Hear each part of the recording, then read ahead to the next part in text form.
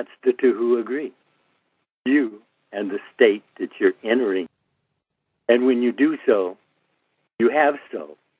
That's what Scripture tells you. Now, this is what Jesus is actually telling the people how they think is what they're going to experience. And he's telling it to them as they would understand it at that time. We're giving you the information that Jesus gave to you, but we're giving it to you here and now. And Jesus will approve of it in you. And you'll know so. If you feel so, you'll experience it because it was already a given. It's been written down. It has been committed to the play of humanity.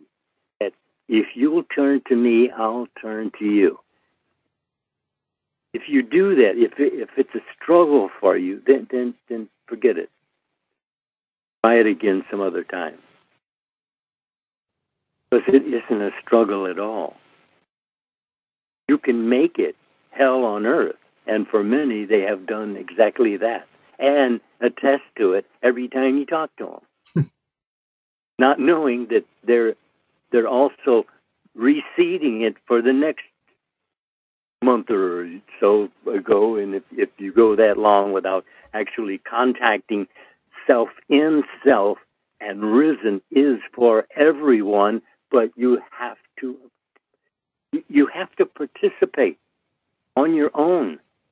You're not you were given choice, so there's no forcing you. In fact, God doesn't need to force anything because He is all things to all, and to you also. Wouldn't you say? I would say, and that's why the concept of even hell is ludicrous, because that's God placing God in a state called hell. And as David said, even if I make my bed in hell, thou art with me. There's nowhere that you can be that God isn't, because as Mr. Lindell will often say, you turn to me, I turn to you. God is in the turning. The turning really is within us awakening, being aware that God is right here. That's it. That's it. See, I cover it one way, you cover it another. We're still covering the same idea. Here it is. It's no secret. It wasn't meant to be a secret. It only became a secret because man is so forgetful, they forget everything. And that's what we do in our daily life. We forget everything. But you remember what you pay attention to. So what are you paying attention to? What has your attention most of the time? If you know this and know the consequences of what you're thinking ahead of your evidence, you'll correct yourself immediately. Just as DeCarlo was telling you, God said He suffers with you, but you behold Him not. So what you're suffering, He's suffering because He is you here now. And He's allowed you to dream the dream because He could not possibly dream it the way we would do it. I'm sure of that, aren't you? I am. We were discussing this topic in the group recently because somebody wanted to manifest a certain person. And the problem is we get too much into the details as opposed to just going to the end and leaving the details to God. What are your thoughts? Well, they do that because, you see, they're feeling responsibility right away. That we're telling them that it's up to them to do, to feel, contemplate, to meditate, to make them prepared for what they are to experience. And that sounds so much like responsibility that I'm afraid that many hide from it. And I'm sure I did because, like I said, it took me years to sort this out. But what you're getting all along, you're getting confirmation of what was promised you, but you're not seeing it in your world of experiencing because you're not imagining yourself. And imagining is creative. And rather you're imagining something wonderful or something terrible, it's all creative. And you're doing it by your feeling that idea to its maximum feeling of actually experiencing it. And you will, because you're thinking ahead of your evidence. Every word, we're told, must be accounted for. Every word, not some, but every word is to be accounted for. And your world is made up in according to all of these little conversations you have with yourself, suggesting to yourself, and what for this, that, or the other, or looking after things that are really none of your business, because it's you focusing on you that really matters, because it's what you think about you is your world of experiencing. And you're the only one who can feel the feeling of lifted. And you can lift yourself if you claim to do so, because you're told that you have a choice. All we're doing is trying to get you to be a little more aware, because once you get a benefit from just being a little more aware, then we won't be necessary anymore. You'll be charged up on your own, wouldn't you say? I would. You said something, and I want to touch on it. You said, what you think about you is what's important. Neville used to say, man's faith in God is measured in his confidence in himself. And that's so true. Many people are trying to manifest, but they're really manifesting from a state of very low self-esteem. They don't even believe, and we talked about being worthy, but their worthiness is not in themselves, it's in God. So as we understand that our worthiness is based in the Creator within us, and we begin operating from that, we can begin manifesting almost anything that we can imagine. But most of us, like I stated earlier, we're imagining from a very low self-esteem. So we really don't even believe the things that we're imagining is going to come to pass, but we're hoping so. Yeah. And if you're hoping so, that means you ain't got an answer to it. And you should have had the answer before you even started, because he said, you receive not because you ask not. So your receiving isn't the fault of the sender, it's the fault of the receiver, isn't it? It is. So who's denying you then? See, these are the things you want to sit and think about, and you start seeing that you're off track. You're not going to get where you want to go. You'll get wherever you get thrown off the track. And if you don't put yourself back on the track, it can last for years. And attitude. That's what you want to remember. The whole vast world around you operates from your attitude, because your world is yourself pushed out. Because as you think, you are, you do, you have, you be. I keep repeating this because if you don't understand this part of it, the rest of it really wouldn't make that much sense to you, would it? It wouldn't. Going back to what you're saying about attitude, if you don't have your attitude down, if you don't have imaginational control down, attitude awareness, imaginational control, these two you often speak of, if we can't control our thinking, it's almost impossible to manifest the kind of life that we want. If our thinking is all over the place and we haven't begun to practice the tools to realign our thinking, to think what it is that we want to think. Confusion is, and we created our own. It's exactly the way you were saying it right there. We create our own experience in that not enjoying life when we're given to do so. See, your thinking is your life. It's that simple. Get a hold of that, and you're home free. Otherwise, you're a mess of the confusion that's going on. You're given this to do. You're given that to do. You're given this and this and this and this. And in what you come to a point where you feel there really is no you. There's only the diagram worked out by other people for you. And that's not a good feeling. And you shouldn't have that feeling. You should have a feeling of, I am in control, because you are actually in control, even if you're out of control, because you're on all the time. So you want to really watch what you say, wouldn't you say? I would. And it's going back to the one. Now, when we state the one, we're talking about primarily that there's only God. But in your scenario, you're responsible for only you. When you start controlling and redirecting your thoughts, your life is going to change. But you have to start with you. Many of us get so caught up in trying to change the world without that we never take time to discover the world within. Oh, yes. Absolutely. You're right. You're absolutely right. That's the first thought that comes to you, is to make things right out about, not within, but out about. And we think that that's what we're doing, but we're not. You see, the without is secondhand land, and it's already been thought up or thought out. You want to create something new, you have to have a new idea. A guy can't create a new recorder, let's say, if he doesn't know anything about electronics. But you can still operate it, thank God. Because it's the technical details that we struggle with, but they're nothing for God. And he says, let go and let God. In other words, you're told right then and there the how of desired change. Let go and let God.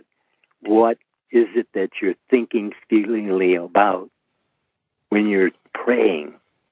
Are you enjoying it, or are you fearing you're not going to get it? You always get what you expect, and you don't have to listen to me or to DeCarlo. It's right there.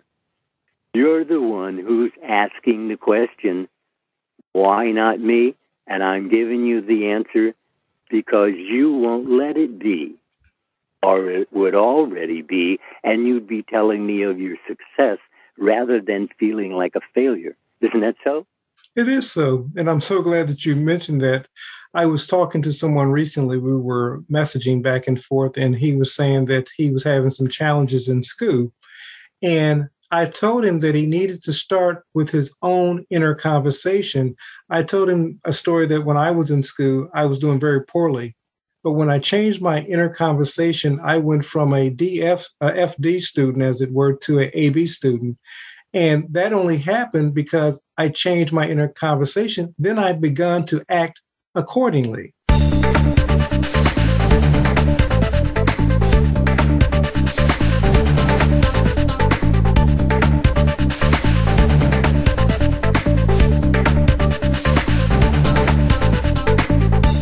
What are your thoughts? Right, you're on all the time. See, you are an actor, because this isn't you. This is what you are doing. This is what you are being. This is what you are having. But it isn't you. It's what you're doing in mind, because that's where it all comes from within, from mind, the mind of man, all the way to the big bridges and this tall, tall buildings. It's all out of the mind of man, because he was given choose this day. And he is doing so, and you see so by what he's doing, that you understand that he knows enough about what he's saying and doing to create a beautiful sculpture, as it is really. It's always up to the individual. It's what you think about you. That's what's really important to you. What others say, that they don't really know you. So how could they say anything really about you when they don't know you? And if they do, then they're only talking about themselves, actually. Isn't that so? It is so. And I like that you said, I actually love that you said that this isn't you, and many of us have so identified with our car. And let me clarify, our earth suit, our body. We've so identified with our body and what it is that we've been indoctrinated with, our teachings, our upbringing. And we say, this is just who I am. it's not so. It's not who you are. And if you begin to change your thoughts right now, the person that you desire to be can begin to come forth. And many of us operate from an imposter syndrome. When we start to make that change, when we start to elevate ourselves in consciousness, we say, well, everybody's looking at me and they know that this is not me. You are who you believe you are. Your thoughts. Right. How could you say that God was wrong? He said, "What as you believe it is to you." So all you have to check up on the whole story is, what do I believe? Because as you believe, that's what you're living proof of. Attitude. It's always, what do you believe? If you know what you believe, if you've sorted it all out that way, then you actually have a scorecard in your favor. I'll tell you, if you understand that your word is valid as everyone else in the world, your say is a valid say. Now, what other people don't understand is not your business. They were given choose this day. If that's what they have chosen, then they're in their rightfulness to be as they think they are, as you think you are. And all you're to really be concerned about is, what are you thinking that you are? You either love it or you hate it.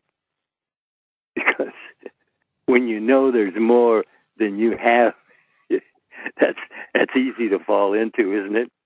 It is. And I love that you were saying that your world, speaking to the individual, is valid for you. It doesn't matter what anyone else is saying outside your world. What is it that you believe about your world? And even if it contradicts the teachings of Neville, DeCarlo, Lindell, Dr. Joseph Murphy, your world is valid for you, whatever that looks like. So you have to begin operating from what it is you believe. That's simple. It really is that simple. As you believe it is to you. How could you misquote that? I know that is avoided to do so, because it allows you to escape for moments at a time. You're really not escaping, you're just putting it off, that's all. Because sooner or later, you're going to have to deal with your own inner self-talk, word for word. You're going to have to do so, because not to do so is not to put a check on the problems that you're having in this world of experiencing. I have them too, but I deal with them. They're always, and in the dealing with them, you'll discover the reason for it if you're alert to think feelingly about what you do think about. I hope I said that right. You did. I was thinking as you were speaking, about how many parents, affirm their children, and they tell them how wonderful they are, how great they are.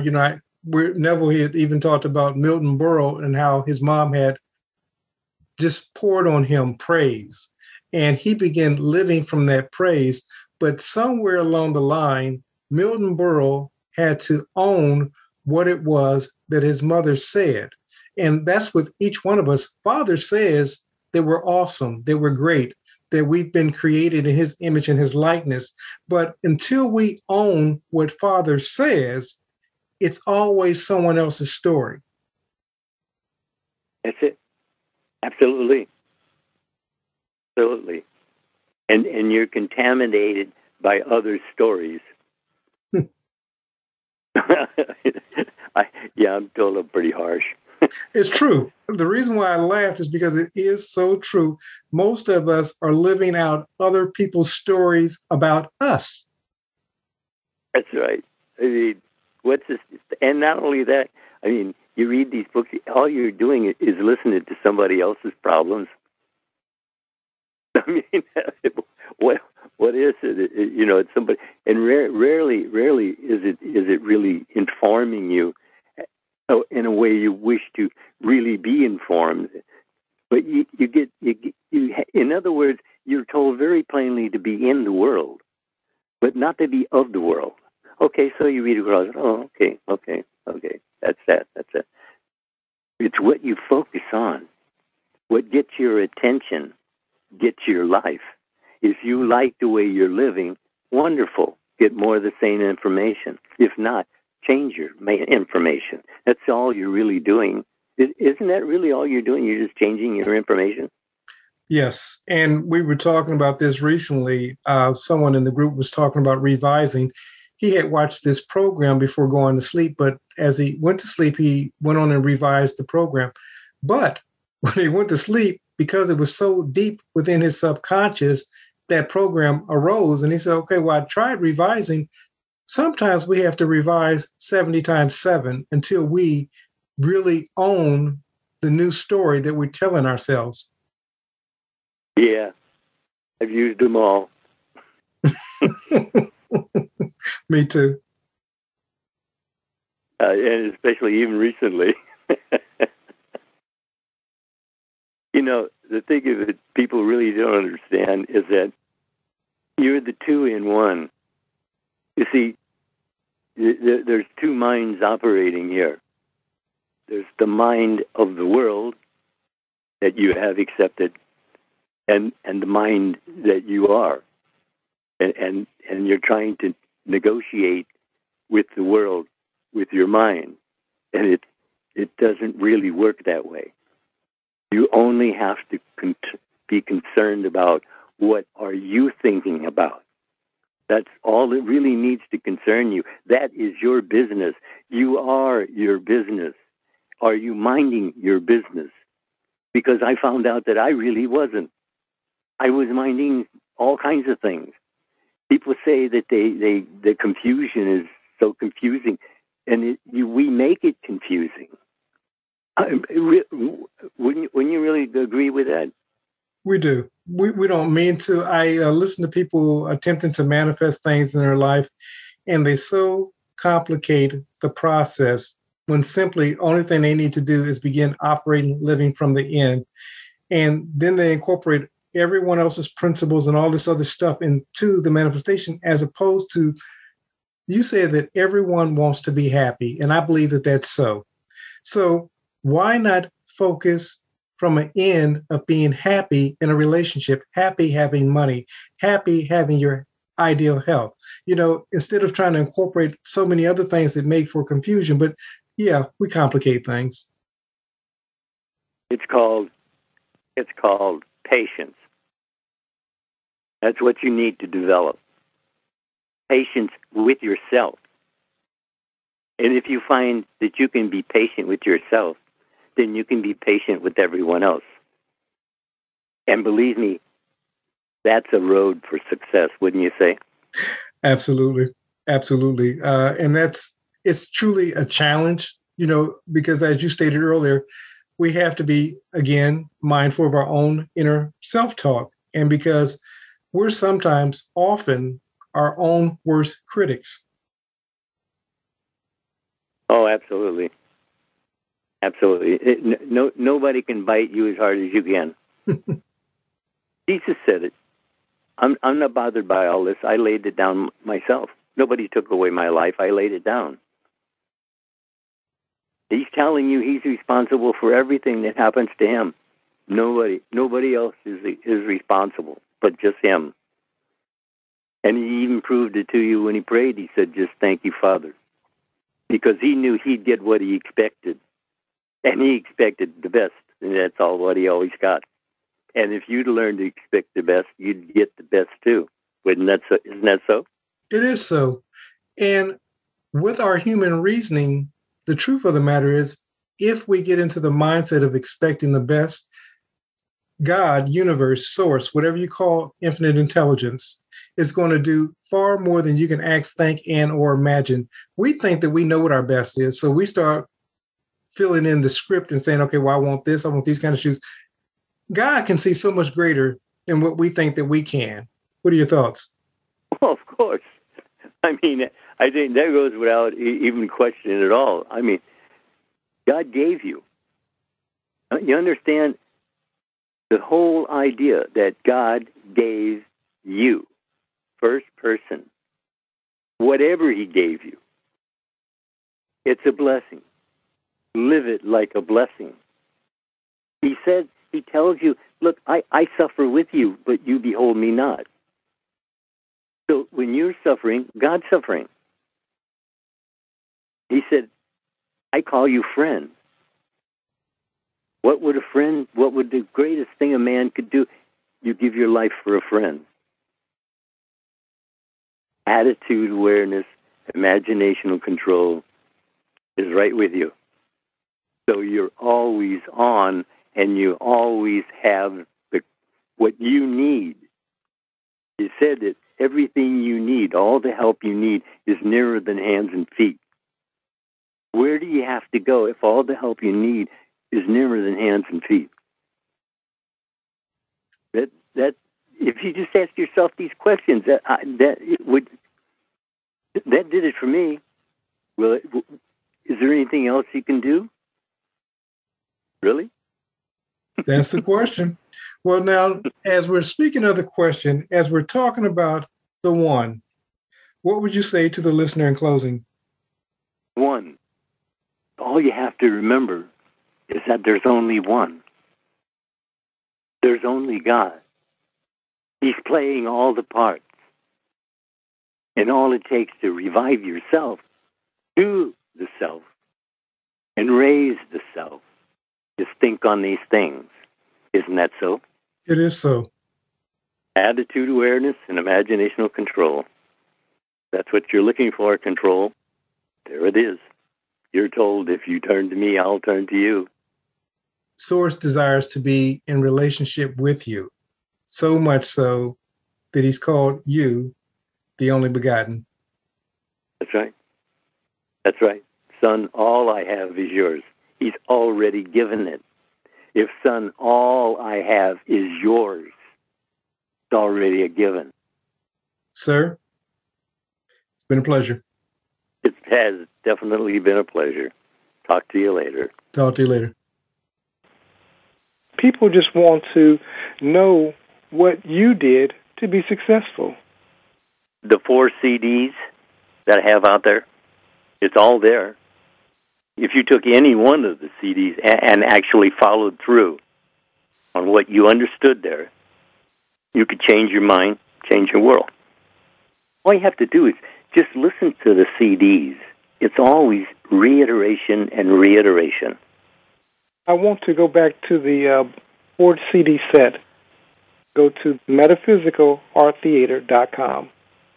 We can only mail in the U.S. right now, but for those who are outside the U.S., we can send you a digital bundle with everything, so you'll get the enjoyment without waiting for it in the mail. Matter of fact, those who are in the U.S., if you would rather have the digital copies, we can do that as well.